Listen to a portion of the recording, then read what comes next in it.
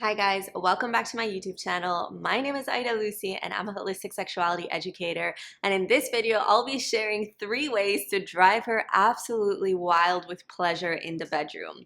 Now, these 3 tips that I'm going to share with you are based both on my personal experience as a woman and also on the countless stories I've heard with all the women I've worked with throughout the years in my courses and group programs. So if you've been dying to know what women really want in the bedroom and what really turns us on, make sure to keep watching because I'm going to be spilling all the tea with you. Now, I want to make a little disclaimer that every single woman is unique, and the 3 tips I'm going to be sharing with you, I would say would work for like 99% of the women. With that being said, one of the best ways to know if what you're doing is working or not working is to actually ask your woman and to actually openly communicate about what you guys like, what are your desires, what turns her on.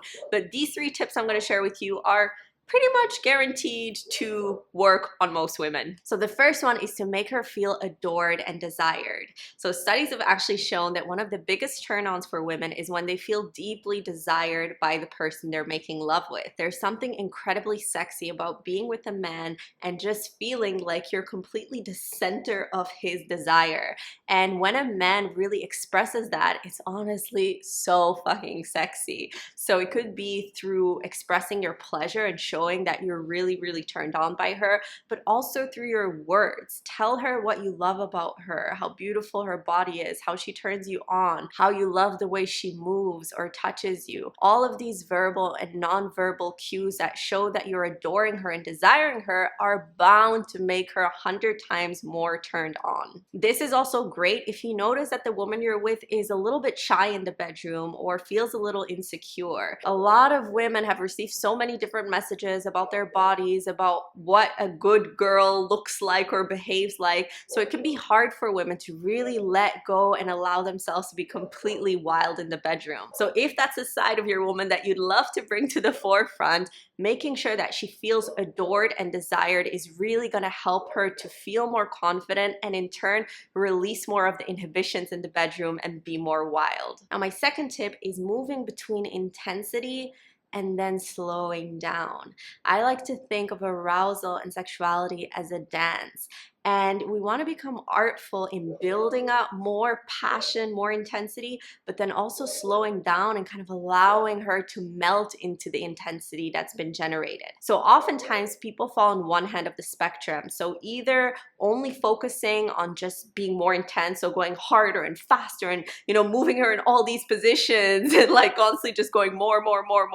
And usually what that leads to, if that's the only thing you're focusing on and there's no slowness or pauses integrated, is that it usually just feels a bit overwhelming. And sometimes it can lead to some superficial clitoral orgasms, but it usually doesn't allow for really deep pleasure. Now, the flip side is when there's no focus on intensity and it's all very slow. Now, the issue with that is that it can get boring and she might get uninterested if it's all very slow and there's not a lot of stimulation. So the sweet spot is between the two.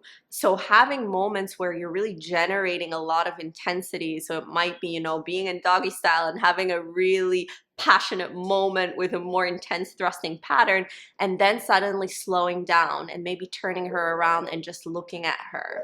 So you want to play with these moments of building intensity and arousal and really like getting her to the edge of her seat, metaphorically speaking, and then slowing down, and almost in that moment it's like you're making her beg for more. You want to give her those moments of stillness where she can really kind of breathe in all the pleasure and intensity she's feeling and leave her wanting more. This is incredibly sexy. And so many women have shared this with me, that when they're with a partner that knows how to play with that balance of intensity and stillness and slowing down, it's like the sexiest thing ever. And trust me, she's gonna be begging you for more if you really pause at the right times. And my third and final tip is to take the charge, take the lead.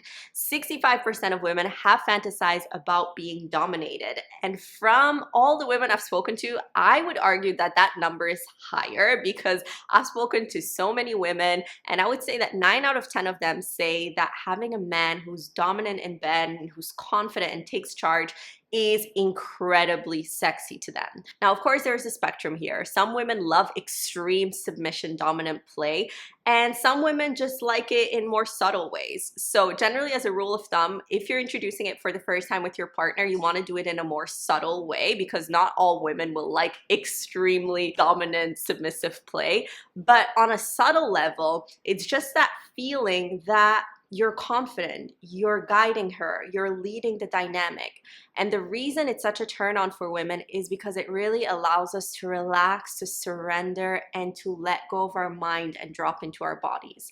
For women, it can be really hard to stop being in their heads during sex, especially if they came home from a busy work day or from dealing with the kids and they have so many different things in their minds that they need to do, and then maybe they feel insecure about the way they look. If on top of that, they feel like they kind of need to take the charge and the lead in the bedroom, usually it doesn't really allow her to drop into her body and really let go and let loose.